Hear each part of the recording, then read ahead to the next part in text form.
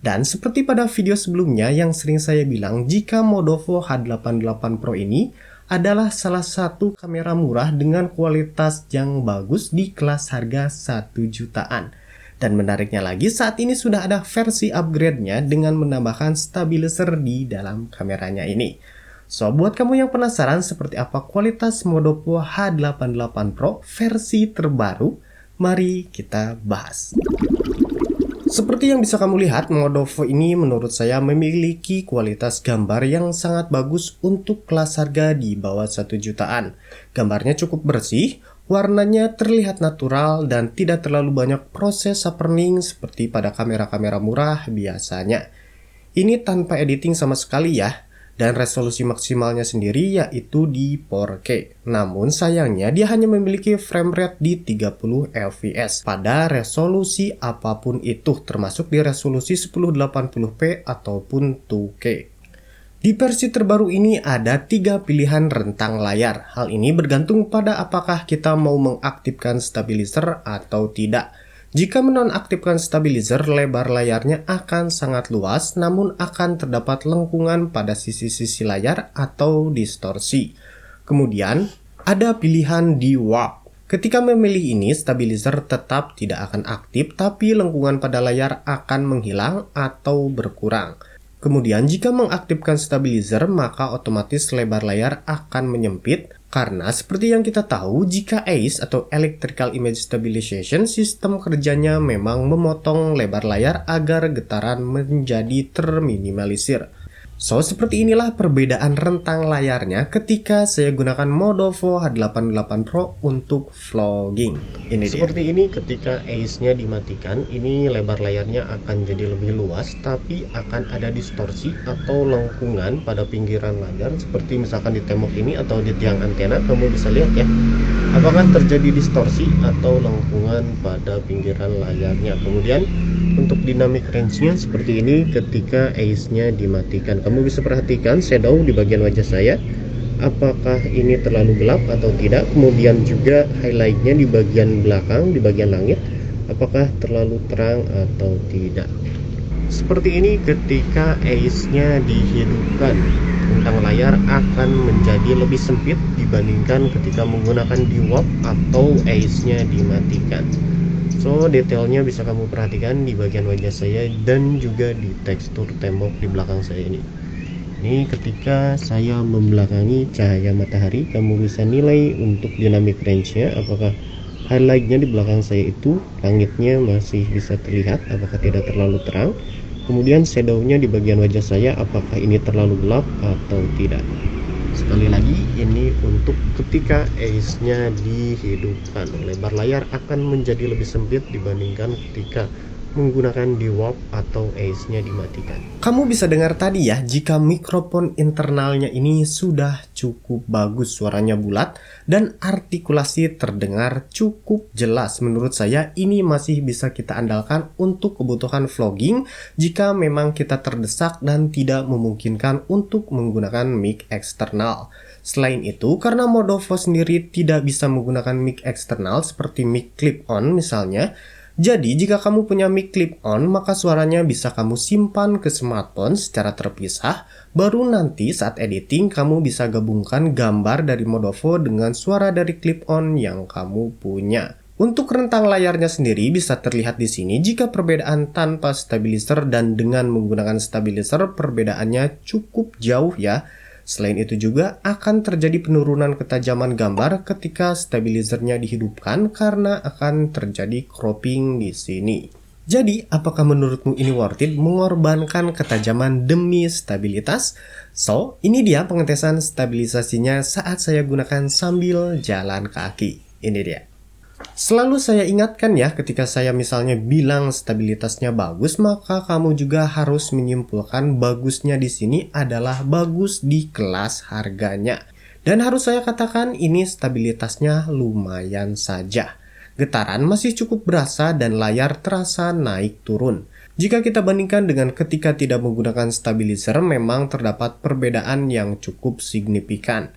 Kamu bisa lihat perbedaannya di sini. Tapi sayangnya saya tidak bisa bilang ini stabilizernya bagus. Saya hanya bisa menilai ini cukup atau lumayan saja.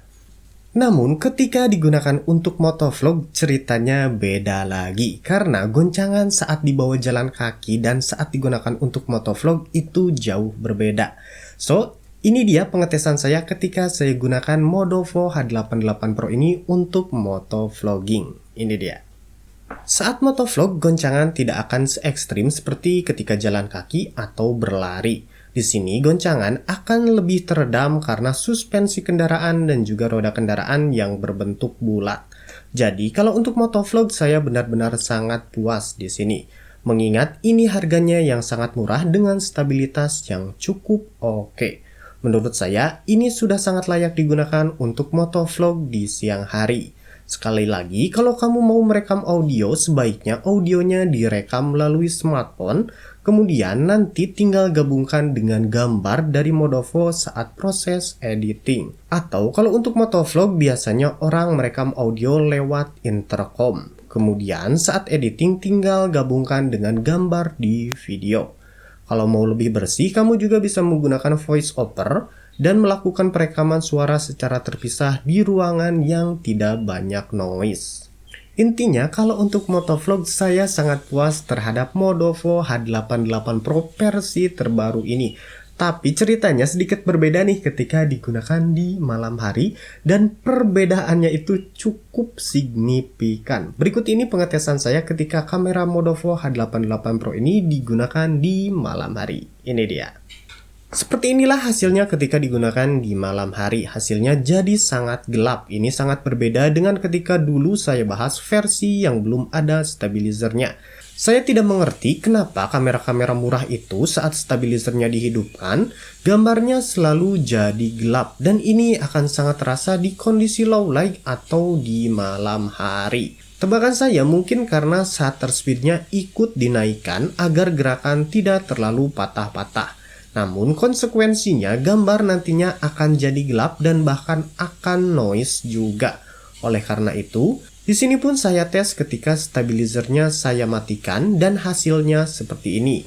Di video ini saya menggunakan settingan di warp agar gambar tidak terdistorsi. Dan saya rasa ini lebar layarnya masih cukup luas jika dibandingkan ketika kita memilih settingan tanpa stabilizer. Bisa kamu perhatikan ya, videonya jauh lebih terang di sini, lebih minim noise dan juga cukup tajam. Jadi saran saya pribadi, saya akan memilih untuk mematikan stabilizernya jika memang mau digunakan untuk motovlog saat malam hari. Dan menghidupkan lagi stabilizernya jika mau digunakan motovlog di siang hari. Tapi ada satu catatan di sini. Lagi-lagi masalah lama soal flare ternyata tidak diatasi oleh Modovo di versi terbaru ini. Lihat, saat stabilizernya dimatikan, flare dari lampu jalanan terlihat muncul lagi dengan ekor cahaya yang sangat panjang. Namun ada juga satu masalah yang kemudian hilang di versi terbaru ini, yang dulu terasa sangat mengganggu, yaitu soal flicker. Dan saya cukup senang akan hal tersebut. So ini dia pengetesan saya saat saya menggunakan Modovo H88 Pro ini untuk vlog di malam hari. Dan seperti ini ketika ACE-nya dihidupkan di kondisi low light atau di malam hari. Ini di ruangan ini lampunya masih menyala. Dan mari kita coba matikan lampunya. Nah hasilnya seperti ini. Nanti kamu bisa bandingkan dengan ketika ACE-nya dimatikan. Dan hasil suaranya seperti ini ya. Nah seperti inilah hasilnya ketika ACE-nya saya matikan, atau Electrical Image Stabilization-nya saya matikan di kondisi malam hari. Ini lampu masih menyala, lampu ruangan ini masih menyala, saya matikan lampunya. Dan hasilnya seperti ini.